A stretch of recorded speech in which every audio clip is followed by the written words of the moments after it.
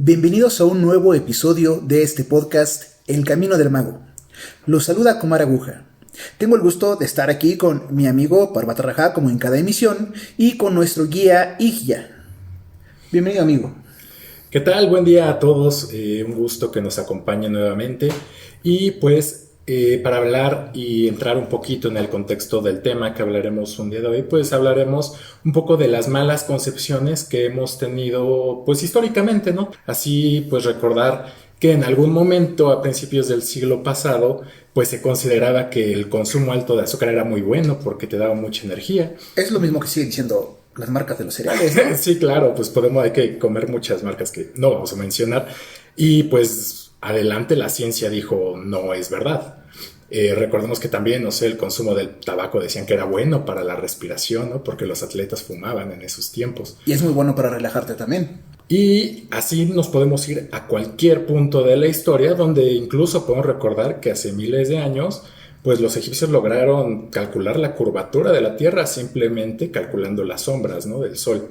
Y eso que no tenían Google o estas reglas que podemos sacar en el iPhone, ¿no? Para medir la distancia de las cosas. Sí, claro, pura sombra, ¿no? Para calcular esa curvatura.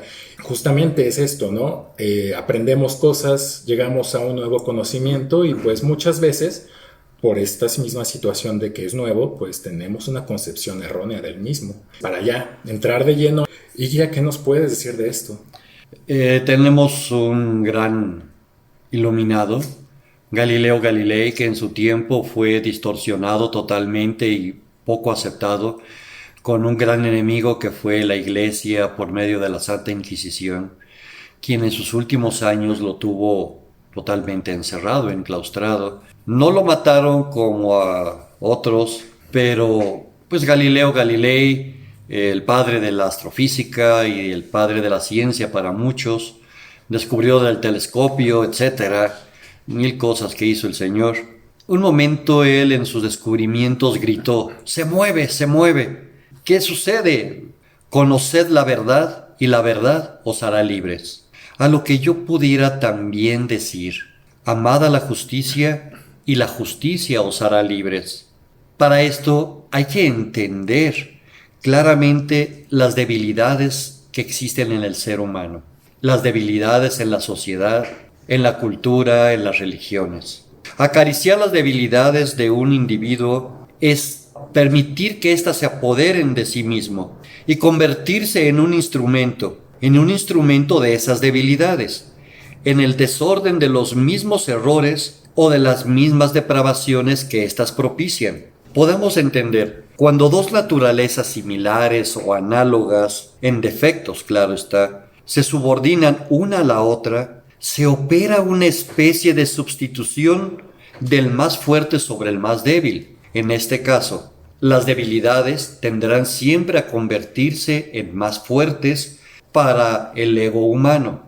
Una verdadera obsesión es lo que emana de un espíritu a otro, lo que va a traer claramente la dominación o por lo menos la búsqueda para obtener el poder. Todos tenemos un defecto dominante que está en nuestro ser, que está grabado en nuestro cuerpo de la memoria.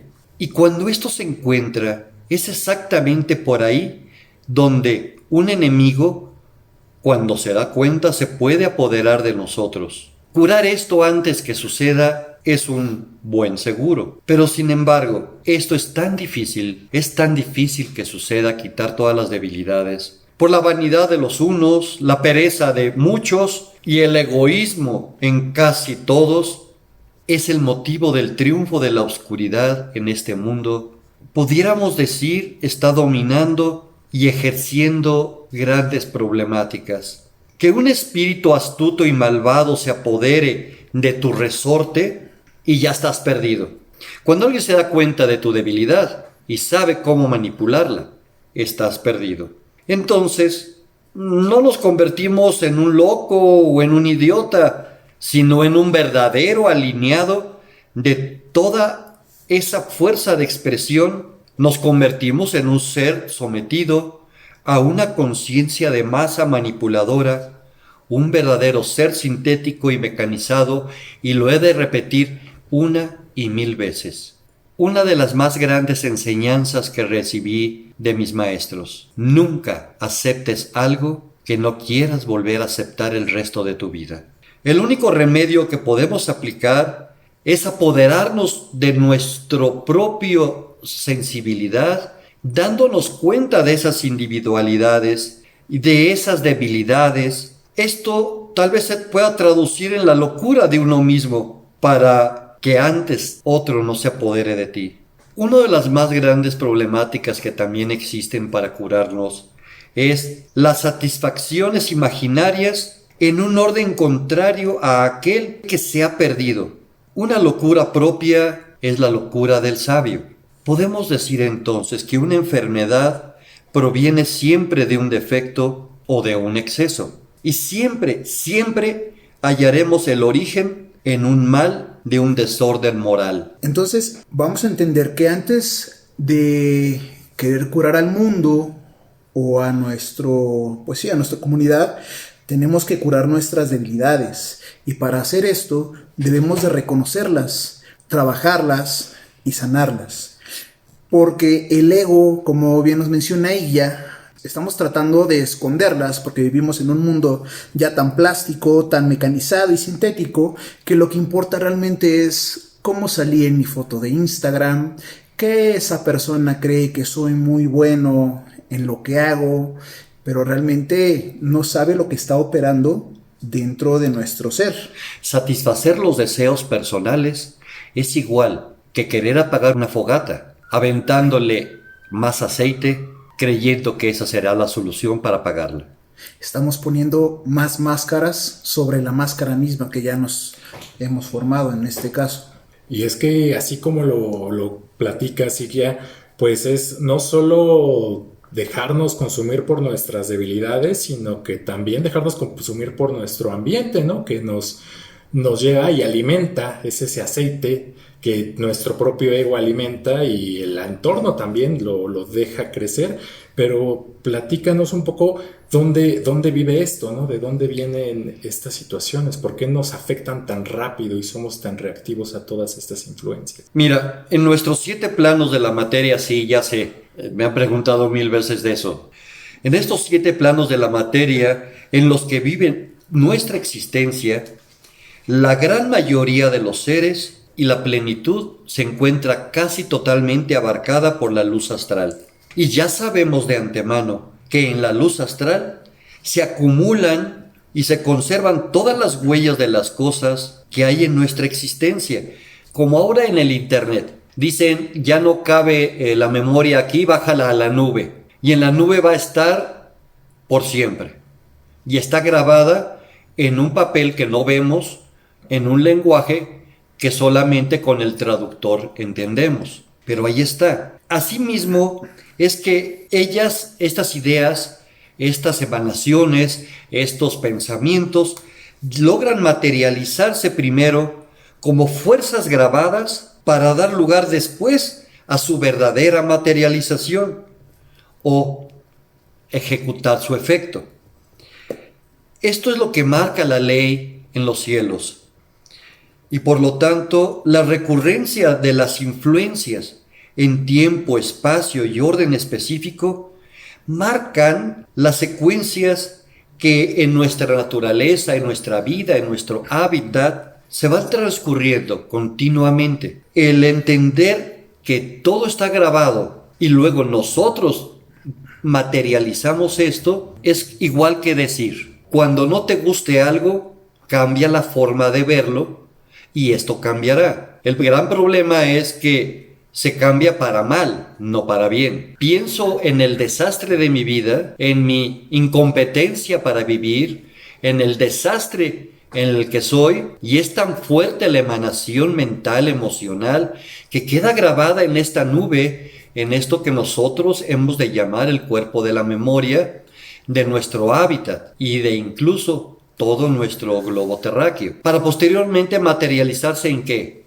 Pérdida de trabajo, tristeza, pobreza, enfermedad, ruina y miles de cosas que aquejan al ser humano. Nada es indiferente en la naturaleza. Todo lo que sucede se coloca, se instala sobre ella misma, y ésta puede romper o modificar los destinos de las más grandes naciones, de hombres, de sociedades, de familias, haciéndolas o plenas y fructíferas o decadentes y pobres. Es como una fuerza del hábito que nos va condicionando a, pues, a aceptar cuestiones que tal vez no son nuestras o no aceptamos conscientemente, pero las vivimos y no las rechazamos. Pues aquí lamentablemente en México pues hay una situación muy grande de violencia por muchos años y es increíble ver cómo pues para la gente ya es muy normal, ¿no? Tiene mucho que ver la sociedad en la que te desarrollas, como mencionan, el ambiente, el hábitat,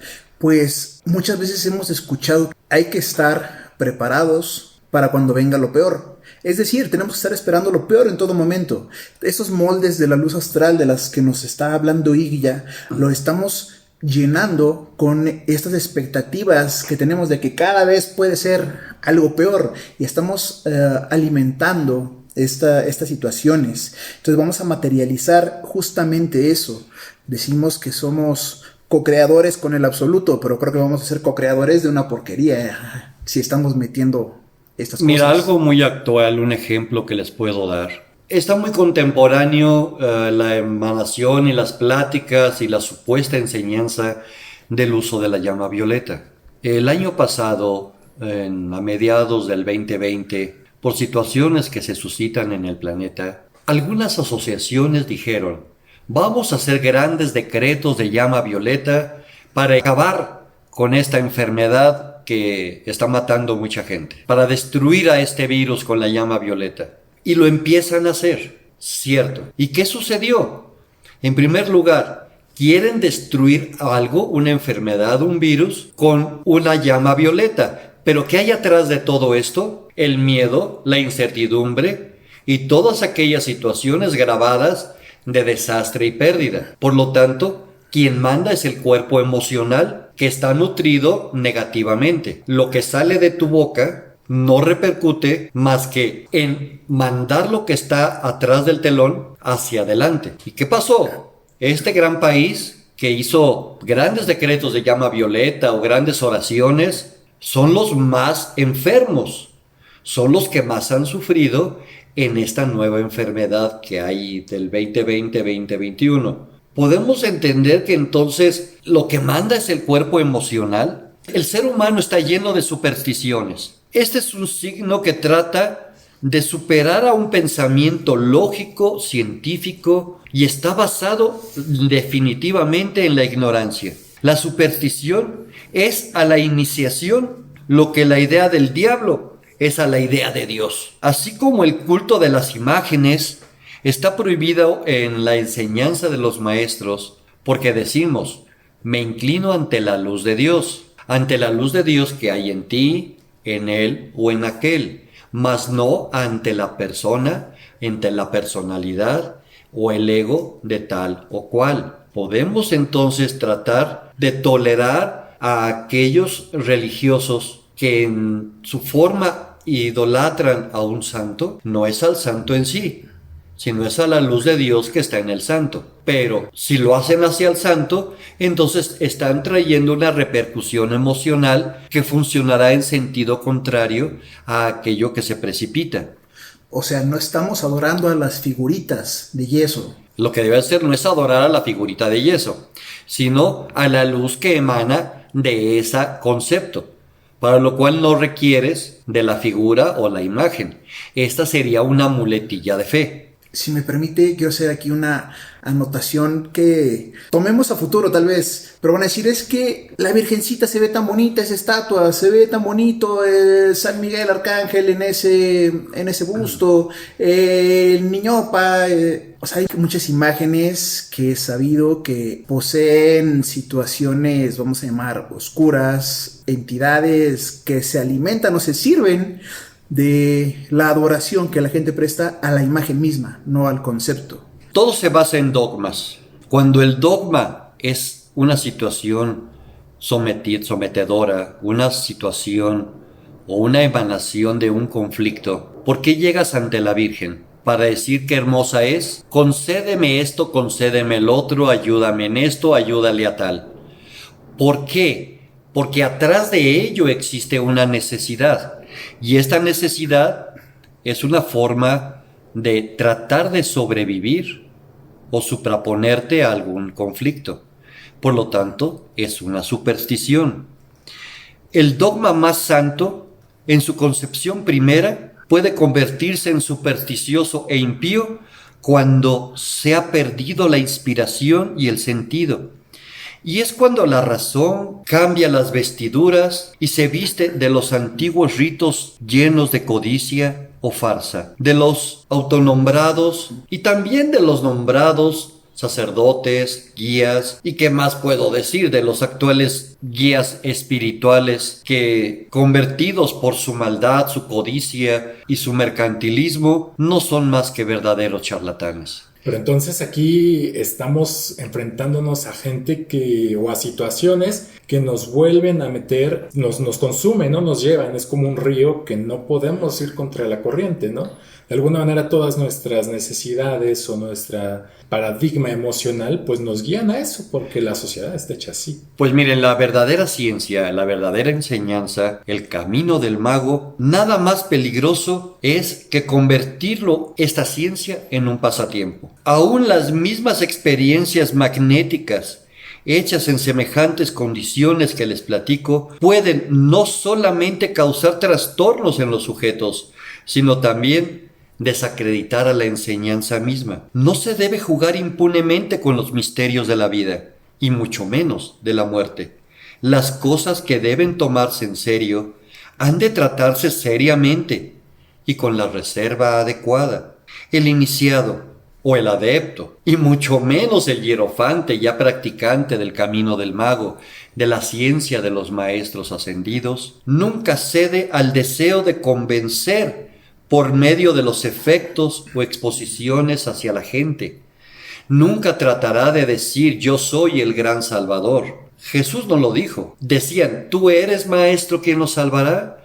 La respuesta de Jesús siempre fue clara. ¿Tú dices que lo soy? ¡Wow! Señor de señores, perdóname. Tú eres el que lo dijo, no yo. Los más sorprendentes prodigios no serían pruebas para personas reales. Deben de convencerse adecuadamente por medio del estudio, la lógica, el entendimiento, la explicación. Y si es necesario poner manzanas y palitos, tal vez sea el momento de hacerlo. Ya sabrán por qué. Todos hemos visto los trastornos que puede ocasionar un trabajo mal hecho, una ciencia no entendida, una oración mal encaminada o incluso estos decretos de llama violeta que tantas veces hemos escuchado que la gente se atreve a hacer para ayudarle a alguien más sin ni siquiera tener el claro entendimiento o el estudio de lo que significa. ¿Cómo nos va a repercutir esto? Aunque sea, yo estoy haciéndole llama violeta a mi mamá con la mejor intención del mundo. Ya platicaremos de los usos y abusos de la llama violeta. Ya hablaremos de los problemas del psiquismo. Hay mucho de qué hablar todavía. O sea que, como dice la nana Goya, esa es otra historia. Esa es otra historia, pero bueno, yo me quedo con esta parte de que no es el camino del mago, no es un hobby y no es para aquellas personas que tal vez dicen voy a hacer mi búsqueda espiritual, la hago los domingos en la iglesia, el fin de semana que no tengo nada que hacer. Voy a meditar. Voy a meditar, voy a hacer yoga, voy a hacer lo que se me dé la gana y entre semana sigo actuando con mis mismas limitaciones y con mis mismos sentimientos y ego heridos. Nos ha dejado, como siempre, este episodio muchas cosas que pensar y que reflexionar hacia uno mismo. Les agradecemos a todos por acompañarnos hasta aquí. Los esperamos en una nueva emisión de nuestro podcast El Camino del Mago. Como ya saben, pueden dejar dudas, comentarios en nuestras redes sociales a través del Camino del Mago, así en Facebook e Instagram y en Twitter con el hashtag El Camino del Mago. Adiós.